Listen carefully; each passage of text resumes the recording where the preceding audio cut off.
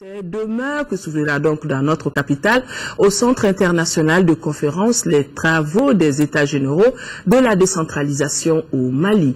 L'objectif de ces assises est d'approfondir des réflexions sur la gouvernance par le processus de décentralisation, et cela pour un développement équilibré du territoire et impulser la réforme de l'État.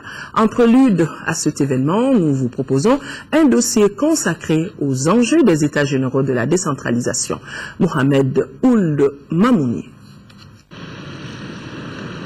Après plus de 10 ans de mise en œuvre, la décentralisation est aujourd'hui une réalité au Mali. Elle a permis d'enregistrer des acquis importants dans les domaines des services de base, à savoir l'éducation, la santé, l'eau potable, entre autres. Mais il faut aussi reconnaître que certaines difficultés demeurent.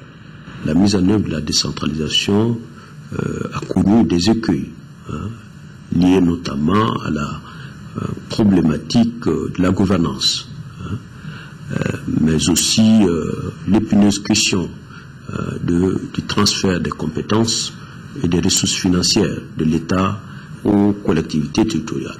Au centre des travaux des États généraux de la décentralisation, il y aura 3 enjeux majeurs. Des enjeux qui feront l'objet d'un groupe de travail sur plusieurs thématiques. Premier enjeu, le renforcement de la démocratie, la bonne gouvernance, la prévention et la gestion des conflits. 2, l'amélioration de la fourniture des services de base aux populations. Et 3, la promotion d'un développement économique régional et local. Chacun de ces enjeux fera l'objet d'un groupe de travail. Les États généraux de la décentralisation devront définir des orientations claires dans le but de faire évoluer l'organisation institutionnelle au Mali et la gouvernance.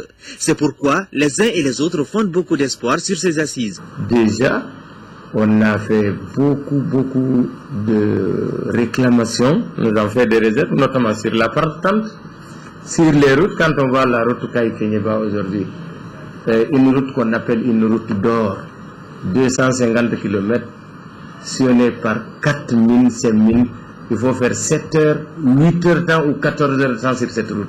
C'est impensable. Je pense que les États généraux prochains vont penser au sud, notamment la région de Kaï, et particulièrement le cercle de Kenyeba. Nous allons demander à l'État encore de mettre les moyens pour former les secteurs de la décentralisation. Alors quand tu es dans la décentralisation, tu es un agent de développement. Un maire, c'est un agent de développement pur et simple. Mais si nous avons les technicités, nous acquérons les technicités par rapport à cette mission, et nous sera encore plus facile. Ce que le gouvernement attend de ces États généraux, c'est réellement de dégager des orientations sur lesquelles l'État s'engagera pour réaliser en fait l'approfondissement de la décentralisation et répondre durablement à la crise institutionnelle et sécuritaire que notre pays a traversée.